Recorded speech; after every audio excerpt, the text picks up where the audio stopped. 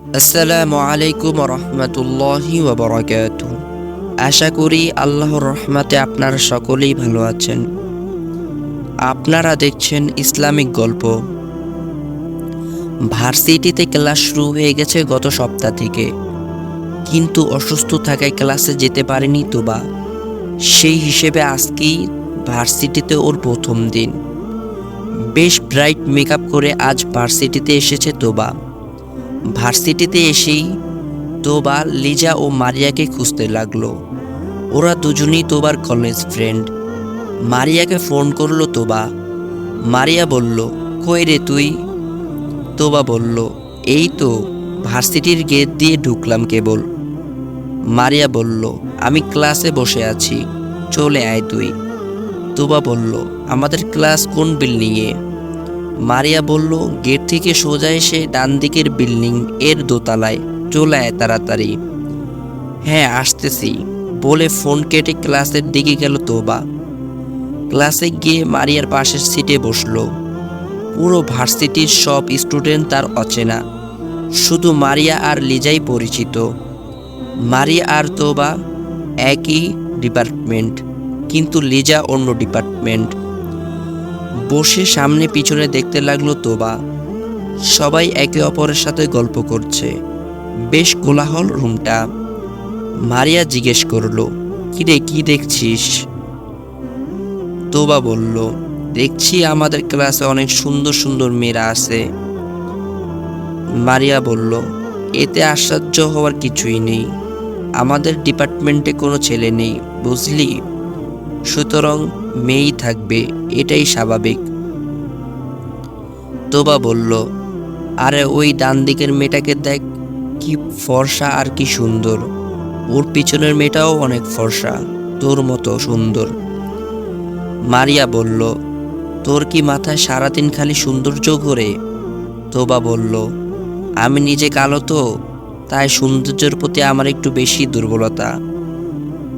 মারিয়া বলল, দেখ তোবা, তুই কালো না, শ্যামলা, আর তোর ফেস কাটিং অনেক ফর্সা মেয়ের থেকেও সুন্দর। আর আজকে তুই কত সুন্দর করে সেজে এসেছিস, দারুণ লাগছে তোকে। তোবা বলল, হইছে, আর মিথ্যে বলতে হবে না। মারিয়া বলল, মিথ্যে কেন বলবো, তুই তো এমনিতেই সুন্দর, শুধু গায়ের রংটা একটু চাপা। তোবা বলল, ওই হ্যালো, তোর মতো ফর্সা তো না, আর মেকআপ ছাড়া তো সবাই কালো বলে। এই বলে তোবা চুপ হয়ে গেল। মারিয়া কিছু একটা বলতে যাচ্ছিল, এর মধ্যেই একজন ম্যাম ঢুকলো ক্লাসে। গল্পগুজব বন্ধ হয়ে গেল। ম্যামের দিকে তাকিয়ে তোবার চোখ তো সরাতেই পারছে না। এত সুন্দরও কি মানুষ হয়? নীল রঙের শাড়িতে ম্যামকে যেন বেশ সুন্দরই লাগছে। কি ফর্সা গায়ের রং, হাতগুলো দেখলে মনে হয় যেন মোমের তৈরি। কিছুক্ষণ পর ম্যাম স্টিক দিয়ে প্রজেক্টর দেখাচ্ছেন আর লেকচার দিচ্ছেন। এক পর্যায়ে তিনি তোবাকে লক্ষ্য করে বললেন, high girl, stand up.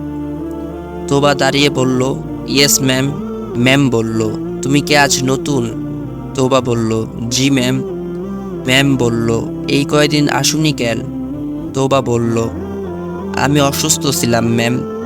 Ma'am বলল, ও আচ্ছা, বসতে পারো। বলে আবার বোর্ডের কাছে গেলেন ম্যাম। কি ভেবে আবারও ঘুরে বললেন, শোনো।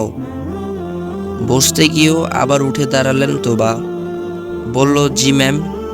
ম্যাম বলল, শোনো মেয়ে, এটা ক্লাসরুম, বিউটি কম্পিটিশন না, এত মেকআপ দিছো কেন? ম্যামের কথায় বেশ থতমতো খেয়ে যায় তোবা। কি বলবে বুঝতে পারতেছিল না। ম্যাম আবার বললেন, এই বয়সে তোমাদের মতন মেয়েরা একটু একটু মেকআপ করবেই, কিন্তু কালো মেয়েরা এত মেকআপ করলে দেখতে কেমন খ্যাত খ্যাত লাগে। ড্রেস আপ তো বেশ স্মার্ট, এতটুকু বোঝো না? সুন্দর সাজতে গিয়ে ভূতের মতো লাগলে ব্যাপারটা খুব বিশ্রী লাগে, বুঝেছো? ম্যামের কথা শুনে ক্লাসের সব মেয়েরা হাসতে লাগলো। ম্যামের এই কথা শুনে লজ্জায় অপমানে মাথাটা নিচু করে আছে তোবা। সবার হাসি শুনেও সেদিকে তাকানোর সাহস হলো না মেয়েটার। তার কান্না চলে আসলো। সে কান্না কণ্ঠেই বলল, জি ম্যাম। ম্যাম বলল, ঠিক আছে, বসতে পারো।